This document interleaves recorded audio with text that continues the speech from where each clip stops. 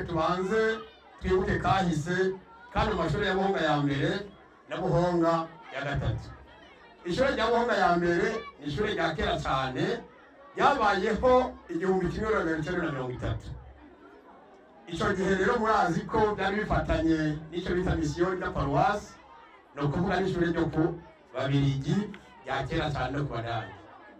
Rero ishuri rya Buhonga ya gatatu naryo yavutse kuri Buhonga ya mbere mu mwaka w'2008. Rero turatera intambwe iryo shuri rya Buhonga ya gatatu rica rironka urwego rwa kane rw'icyo by'ishure shingiro, icyo bita 4e cycle. Mu 2013 Buhonga ya mbere kitangura ubwo rwego rwa kane rw'ishure shingiro mu 2016.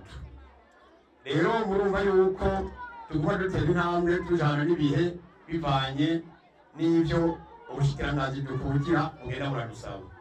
Ayo mashuri rero ko ari abiri yaramukanye urubanza munsi afise ibitigiri by'abanyeshure bingana n'1544.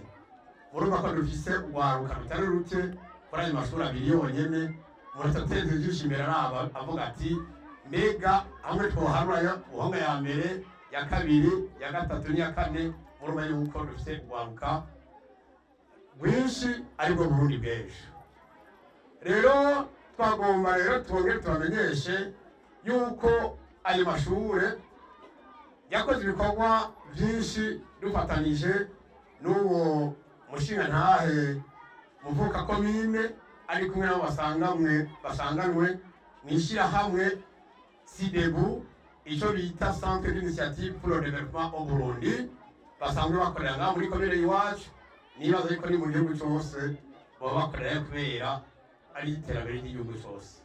Aho abandi biteza imbere n'imiryango yabo, yashimye guteza imbere ahavuka kandi amatwi adusumira, akari inyuma karahinda. Reka tumukomere amashara bikwiye, kuko nibitanga bititangiriye itama. Amaboko yiwe yarahezagiwe, tukamusabira kwirugira byose ngo umufuko wiwe wame wuzuye nka gakono kabamutamakazi yafungurira Eliya. Kuri jewe no munsi ntangere, yego niko ibikorwa twarabikoze, ariko ibi bikorwa umugambi ni watanguye vuba. Nukuri Michel Directeur Anise yavuze ati ni kuva muri 2012, ariko jewe amafoto ya mbere nayafashe mu 2009 naje ngaha mu buruhuko. Niho nagenda ndiyumvira nti none aha hantu niho hageze. Je nakuriye ngaha, amashuri ya mbere nayatanguriye ngaha, ariko nkaba mbona ageze kure, abana bageramiwe, barambariye ingorane z'amagara y'abana. Numva hari icyo nshobora gufasha. Sinivyo gusa, muri ibi bikorwa turiko turakora twisunga tugakurikiza akamo umukuru w'igihugu yaduteye, avuga ati imvukira zo muri diaspora ziba mu bihugu bitandukanye byo hanze ko twokwiyungunganya tukagira icyo duterereye igihugu, tugashigikira intwaro mu iterambere. Intambwe ya mbere rero twarayigize mu 2017 twubaka amatoilette n'amazi akwiye, ikigo c'ababikira, ikigo c'abapadiri, dispensaire, lycée n'amaekofo yose kwarane. Hari byagenze neza, hari n'ibigomba gusubirwamwo kugira byongere bimere neza. Uyu mwaka naho muri Gisovu na Gihinga twarubatseyo dispensaire, ivyo twarabishikirije. Uyu munsi rero narinje kuraba ukuntu ibi bikorwa byagenze. Nukuri ndashima, ngashimira cyane cyane ikipe atandukanye yitavye ibi bikorwa. les ingénieurs bitanze mu kubaka, murazi ko les fondations zari mu gusiduka bazisubiyemo bakubaka n'inkingi zo kuzishigikira.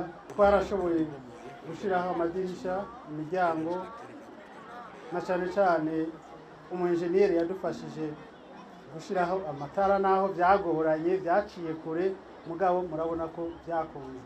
Yego niko ibi bikorwa turabisozerera no munsi, twakwifuza ko abana biga bakamenya,